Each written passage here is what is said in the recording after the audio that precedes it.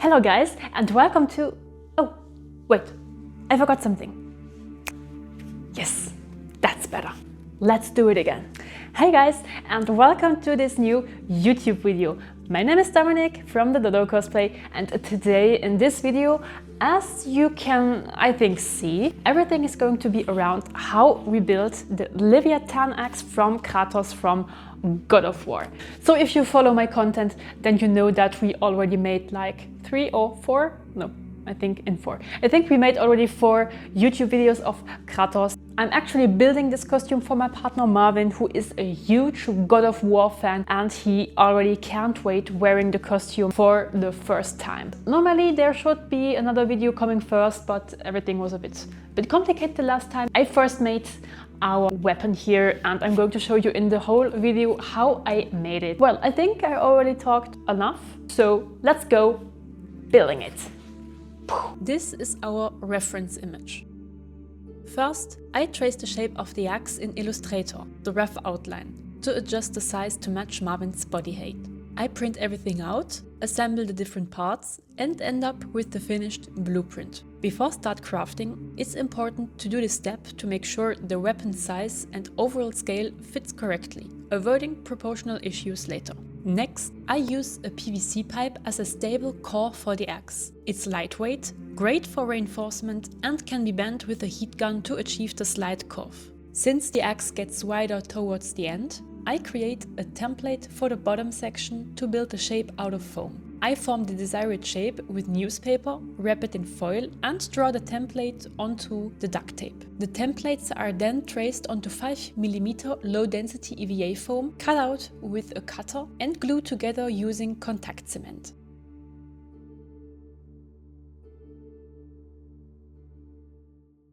Here you can see the finished form of the bottom piece. Here comes a slightly tough part for your hands. We take 10mm low-density EVA foam and wrap it completely around the PVC pipe. You'll notice this requires some force to keep the edges together, as there is a lot of tension on the foam. But with a bit of patience and strength, it comes together just fine. At the point where the bottom piece will be attached, I add another layer of 5mm EVA foam so the visual transition from thin to thick is visible later. I bevel the edges to create a smoother transition. At this point, I realized later that the top part of the axe is also wider, so I had to cut it and glue it back wider on the PVC pipe. Now we move on to the metal part of the axe itself. I draw the ornaments in Illustrator and use light burn to cut them out with the laser cutter. Here we use high density foam so the axe holds its shape better later on. All parts are now cut out and trimmed to shape so they can be sanded afterwards.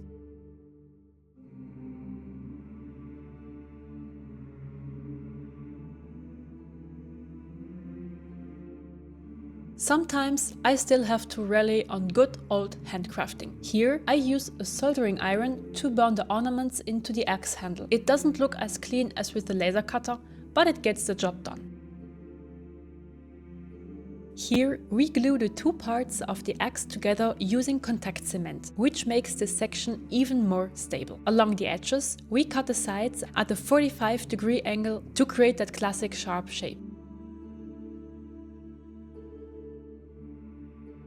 Using a Dremel, we sand everything until the sharp edges are smooth and even. After that, we add dents and imperfections so the metal looks properly worn and slightly uneven.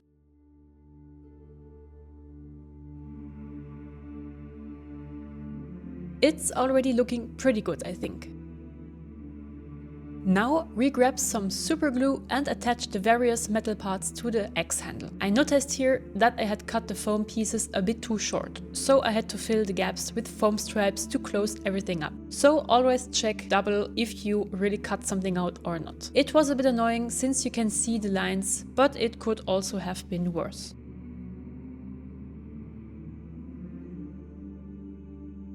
For the final texture, I heat the foam and press the stones into it for the final touch. to hide the lines better, I apply 2 to 3 layers of quick seal. It's super easy to use and dries quickly.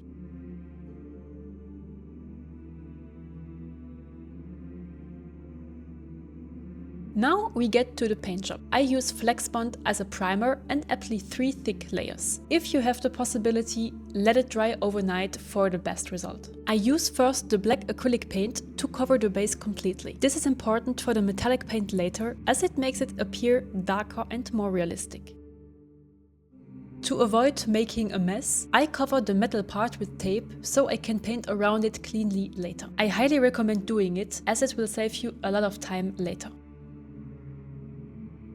Now we paint the handle brown to create the wood look. At this point, by the way, I realized I forgot to film how I added the wood texture. Well, that was annoying, but well, it happens. By the way, you can find this texture and 10 more in my book, which is very beginner friendly and guides you into the world of textures. The link to the book is in the video description. And now have fun watching the rest of the paint job.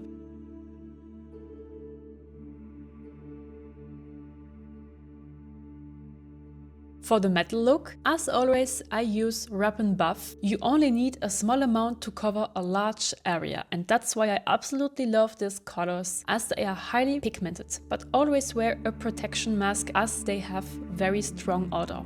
To age the metal, we apply black paint with the sponge. This is my absolute favorite part of crafting, as it gives the piece its final, realistic and warm touch. Now for the details. We highlight certain areas with gold Wrap and Buff and use white paint with a very fine brush to trace the shapes of the ornaments, making them stand out.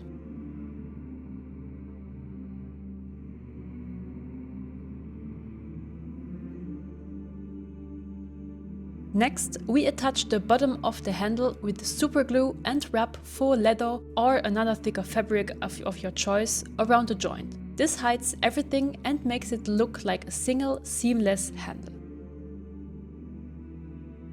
Finally, we quickly paint the faux leather a bit and we are done. And here is the final result. There are a few things I would add more details to now. For example, I didn't make the carved horse at the end of the weapon because I didn't have the right tools at this time, and for being honest, not enough motivation anymore.